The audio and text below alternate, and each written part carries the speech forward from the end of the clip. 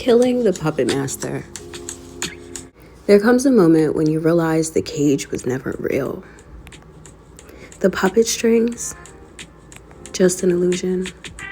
But illusions can feel real when you've been conditioned to believe in them.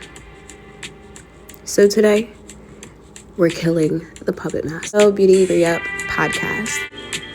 I'm Regina, your host, and today we're diving deep into the hidden forces that keep us trapped: subconscious programming, trauma bonding, and fear conditioning, and the illusion that makes us think that we can't escape. This is personal.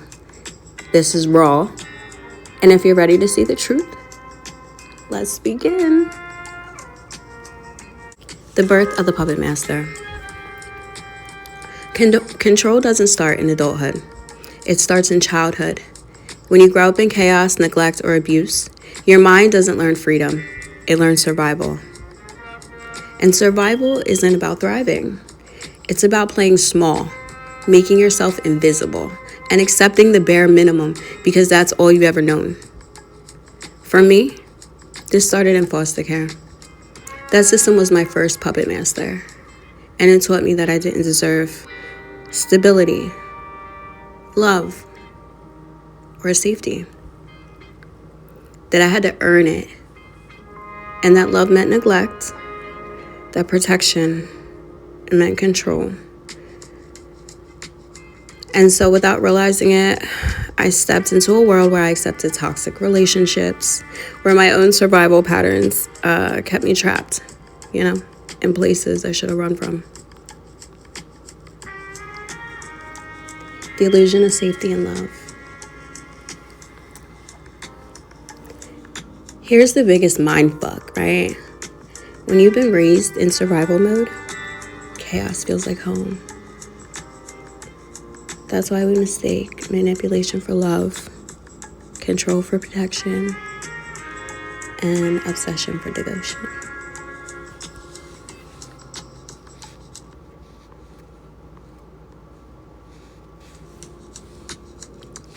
I didn't just walk into a toxic relationship.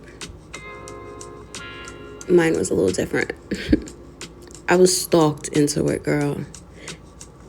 Controlled into it, bruh. Manipulated into thinking that was love. That this was passion. That this was what I deserved. And when your subconscious has been wired for abuse, you don't run. You justify. You explain away the red flags. You convince yourself that this is better than being alone. And that this is how the puppet master keeps pulling the strings. And the worst part, the outside world plays along. At least they love you, they say. At least he provides. At least you're not alone. No, that's the illusion talking. Love doesn't hold you hostage. Love doesn't almost, take your life. Love doesn't threaten if, you leave, you won't live.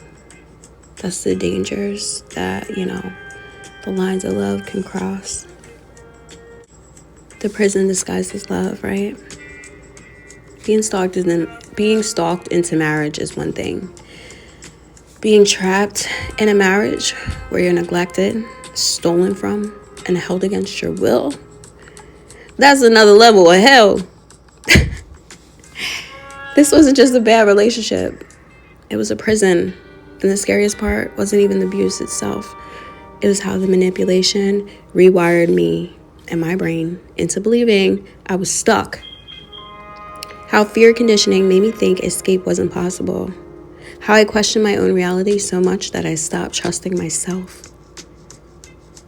And that's how the puppet master works. Through confusion, isolation, and fear. If they can convince you that there's no way out, you won't even try. Let's break the spell. Killing the puppet master. How do you break free when your own mind has been turned the fuck against you? Here we go. See the illusion. The moment you recognize the cage isn't real, that's when the walls start to crack. When I finally saw my situation for what it was, not love, not safety, but a fucking trap, I felt something shift inside of me. A fire, a rage, a knowing that I would get out. Step 2, cut the fucking cords. Energetic cords aren't just metaphysical. They're psychological too. Trauma bonds keep you hooked, looping in cycles of pain and false hope. Cutting them isn't just about leaving physically, it's about reclaiming your mind, your emotions, your identity. And that takes work. Rituals, routines, affirmations, cutting contact, and not going back. Choosing yourself every single day, even when it hurts.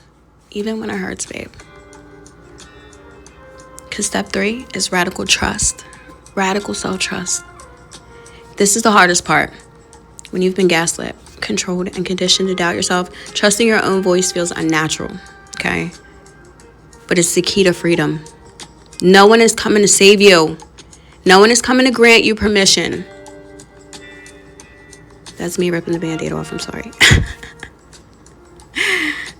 You have to decide that you're free, though, seriously. That you are powerful and that you're done with the lies. And once you do, the puppet master dies. Because the only power they ever had was the illusion that they had any at all. So the aftermath, you're asking, is reclaiming your power. Breaking free isn't just about leaving.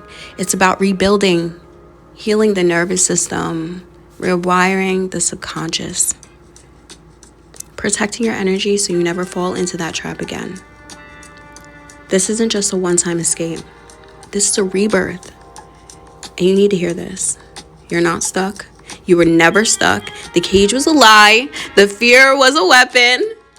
And now you see the truth. And what you see, you can't unsee. You can't go back. You can't go back. You cannot go back. You cannot go back, friend. So let the puppet master burn. Let the illusions fall and step into the version of you that was never meant to be controlled in the first place. You're fire, babe.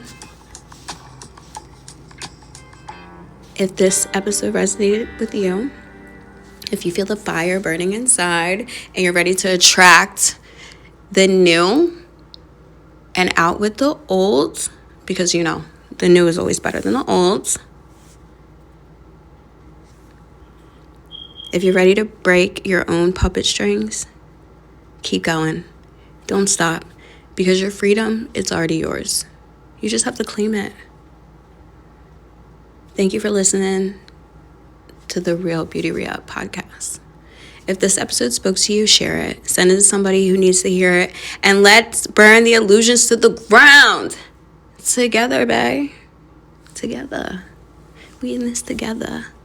Also, don't forget to check out The Beauty Re-Up on all platforms and www.thebeautyreup.com for all your healing and energy needs. I'm here for you.